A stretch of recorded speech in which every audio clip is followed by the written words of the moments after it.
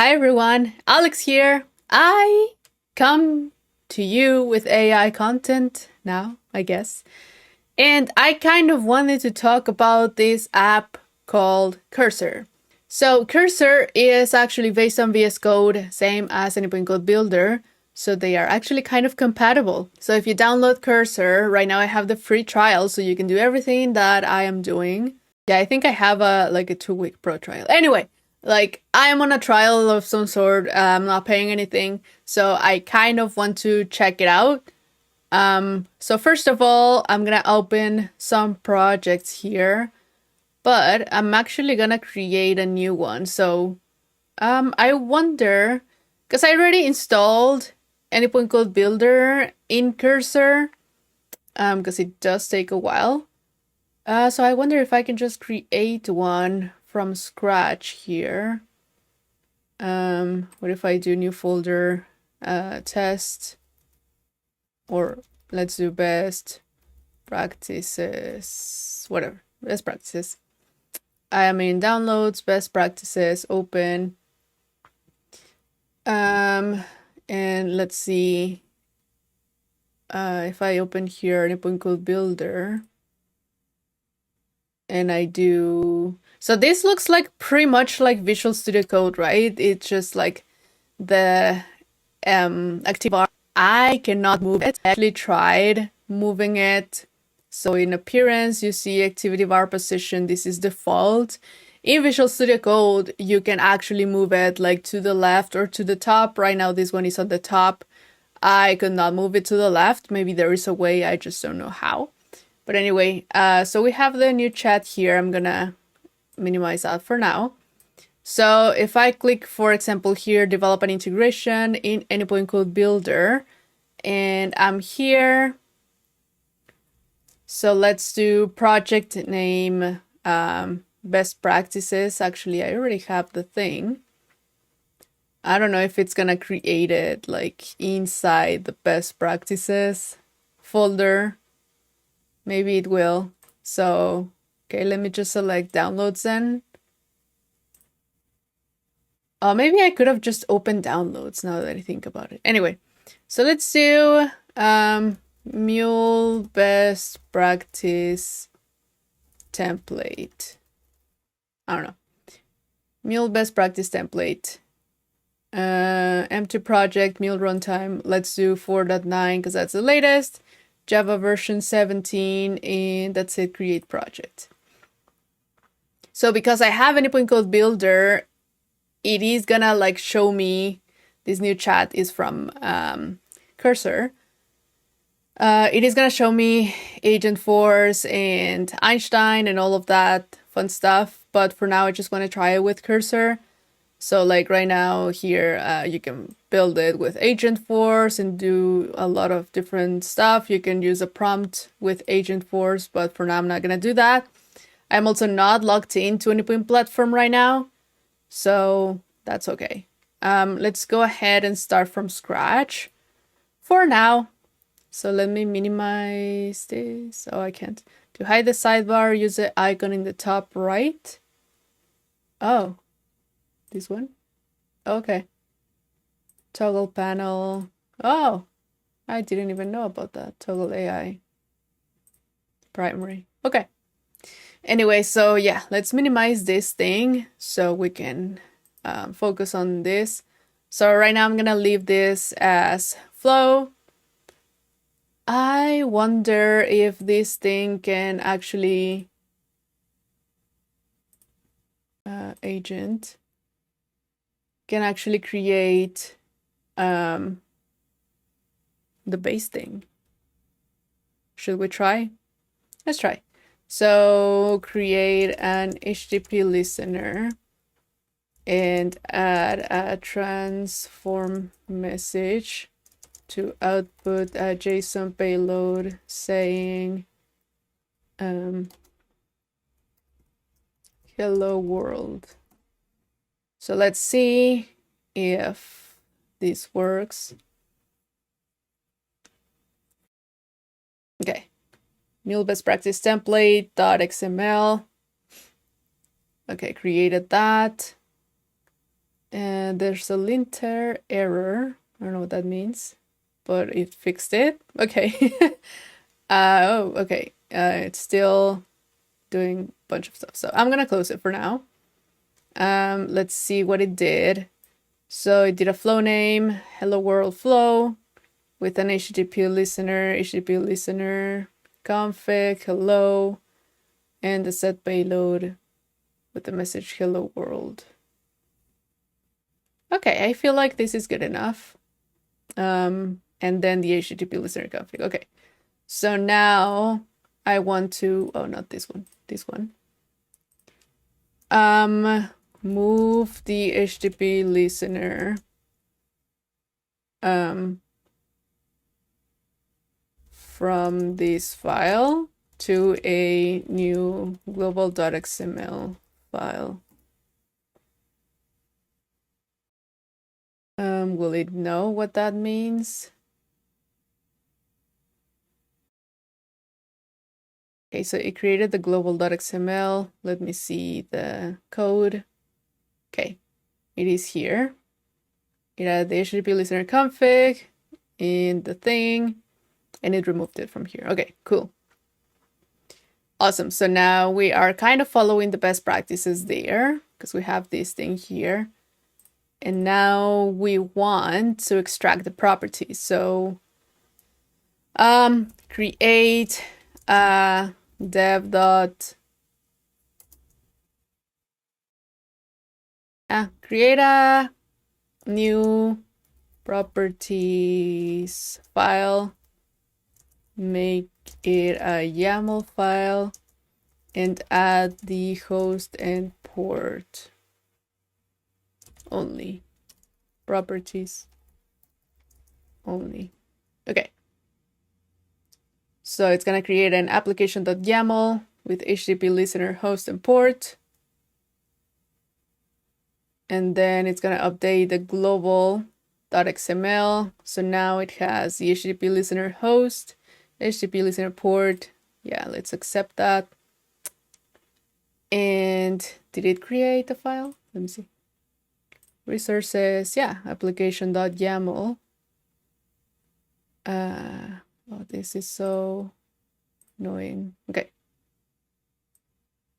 So yeah, I created HTTP listener host and port, accept. It was smart enough to know that the host is a string, so it put the quotes here, and the port is 8081. It's even telling me like how to do it in properties. Okay, but it didn't create, so add the application.yaml properties file in the global configurations. Okay, so it knows it's on global.xml, and it is creating the configuration properties, name configuration properties. Okay, it keeps changing stuff. Okay, file application.yaml configuration properties. Awesome. Let's accept it. But then what would happen if we want to have like two different environments? So let's say instead of having just one application.yaml file, can you actually create two separate files, one for dev and one for local? Let's do that. Okay, so local.yaml and dev.yaml. And then it's gonna change the global.xml. Okay, so it knows to do the env property, but it didn't create the other property. Accept all, and let me just tell it, can you rename dev properties and local properties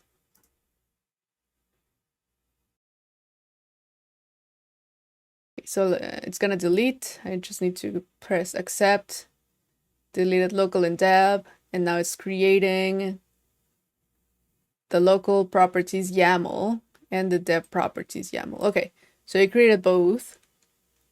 Now it's gonna update the global.xml. Okay, awesome. And properties.yaml. Yes. The functionality remains the same, but now the file names are more descriptive. Awesome. You can still run the application using for local, dev env for development, dev env dev. Yes. So I don't know if it can like add this for me to run. But let's just leave it for now. Prettify. Oh, prettify the XML files.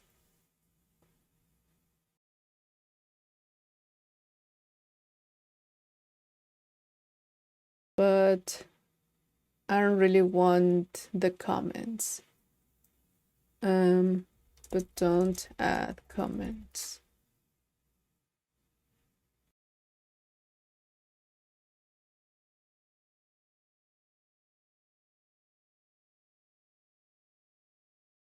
Okay.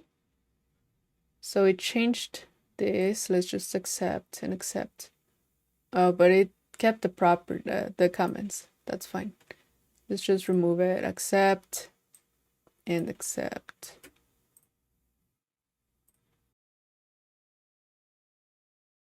I don't know if this makes it better to read or... what if I use format document directly? Yeah, let's just do that. I like this better. That's just me. Here too, let's just do format document and then remove the space. Awesome. So save. Are you using a screen reader to operate VS Code? I don't know what that is, so no. Let me remove this, save. Okay, so I have the configuration file, the HTTP listener. This is going to host and port. This is not gonna be able to determine the value because I don't have... Oh wait, I'm not using application.yaml anymore. Right, yeah. I'm just gonna delete it myself. Delete, move to trash, awesome. So now we have the dev properties, local properties. We can add like prod and everything, but let's just leave it like that for now. And create a global configuration. Property for env equals local.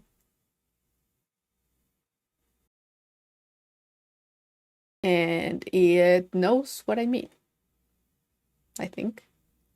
Yeah, global property name env, value local, doc name environment, sure. All right. By default, the application will use a local properties YAML file. You can still override this setting by setting the env env when running the application. Cool. So there's that. Oh, I didn't even accept these changes. Accept. So let me see here. If I initialize a repo, what will I see? I see the git ignore. That's okay. Let's add that. I see the Mule artifact with my specifications. I see the POM. Okay. That's like the basic stuff. I don't want to have... Okay. Add .vs code to the git ignore.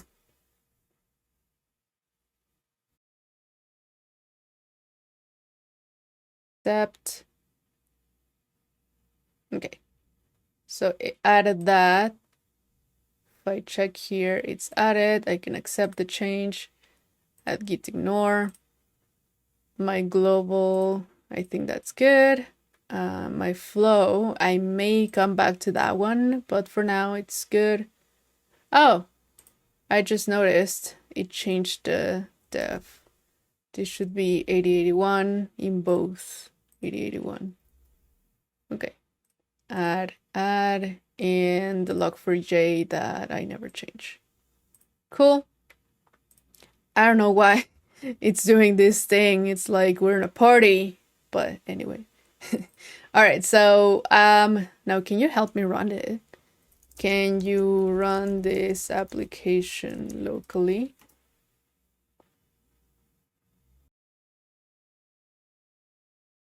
Okay. I don't think you know how to run this. No. Reject. Stop. You don't know how to run this. Okay. That is fair. That is fair. Like, you helped me do everything else.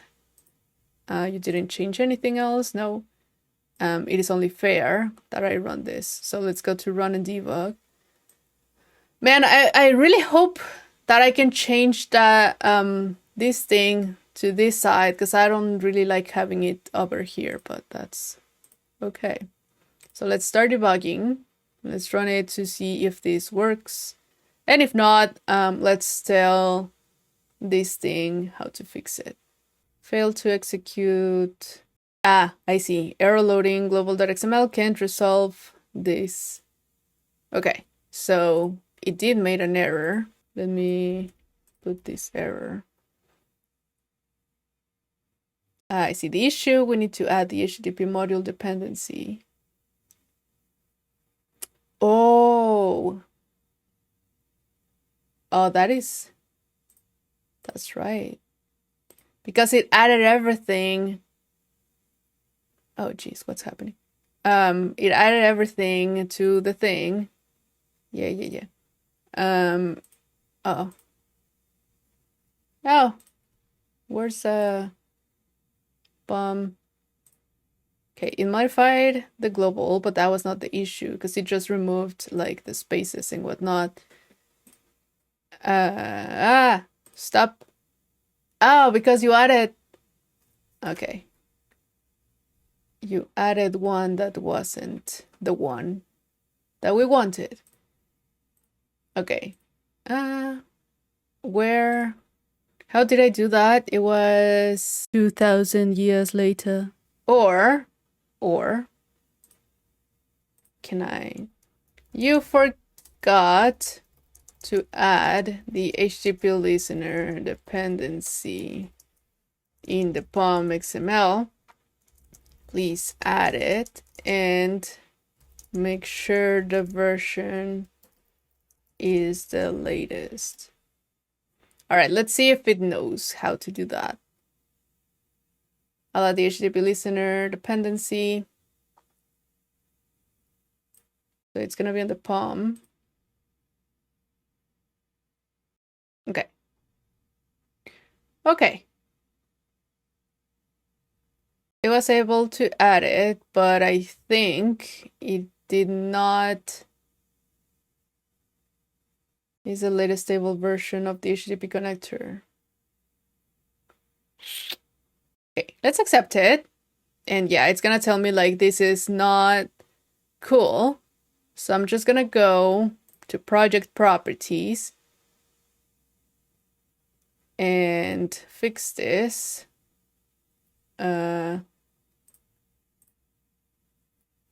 Oh, it added an even further version.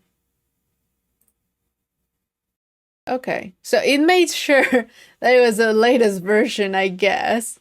But that's not the version that I needed. Anyway, was not like good enough to know what it was. And this is again freaking out.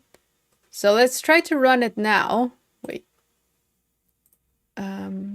I don't know why this keeps getting modified. I think it's because I'm opening the thing. Anyway, we modified the dependency and that's it. Cool. You don't have to keep adding stuff. It's just that I want to see like what are the changes to my files that are happening.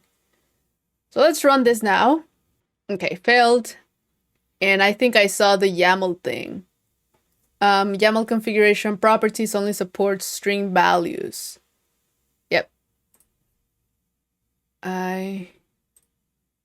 To be honest, I thought this one was gonna pass, but apparently it didn't. I'm just gonna add it directly. Save. Oh, stop. Save and save. All right. So it should work now. Let's try again to run. And let's add the changes here. So we do have to make sure that this is a string. Otherwise, it's not gonna run. Okay, I think it was deployed now. Now, can I ask this thing to send a request? Send a HTTP request to localhost 8081.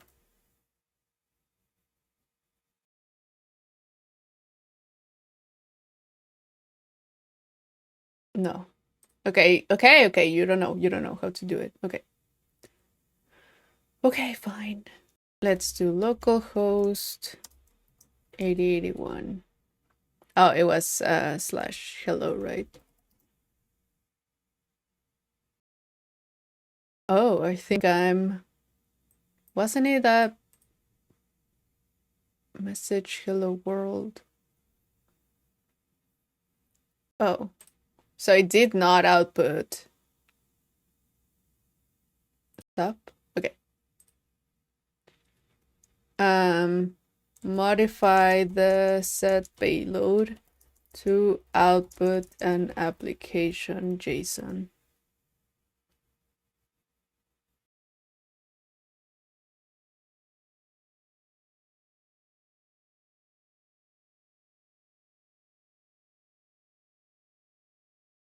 What did you do?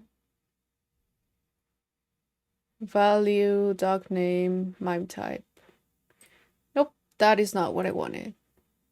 That's all right. I will just do it myself. So we want an application JSON, and then the message. And it's not liking it.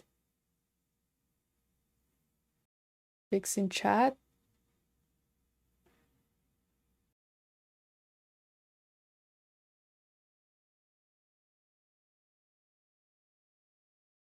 Oh, I forgot the output. Oh, well, thank you. I appreciate it. I don't need the MIME type. You know what? Yeah, I'm just gonna remove it because I don't want it to cause more issues. Stop! In the name of love, before you break my heart. All right, save. Let's run this again. Oh, what?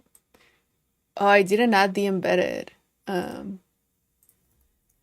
Add the source test resources embedded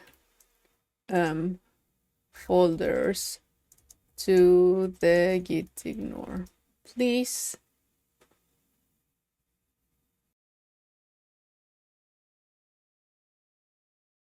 Test resources. Awesome. Appreciate it. Let's do accept. And let's see. So we have close all. And this screen, it looks like really cramped because I have a zoom.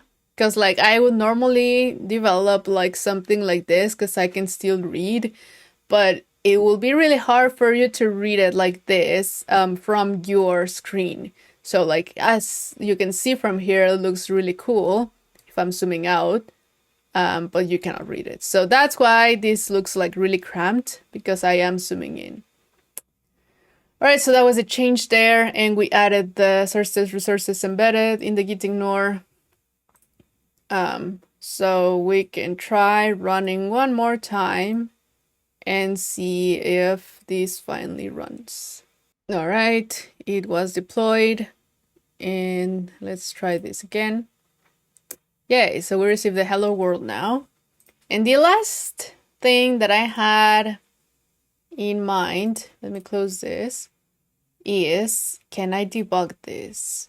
I think I can, but let me just try. And yes, I can debug it.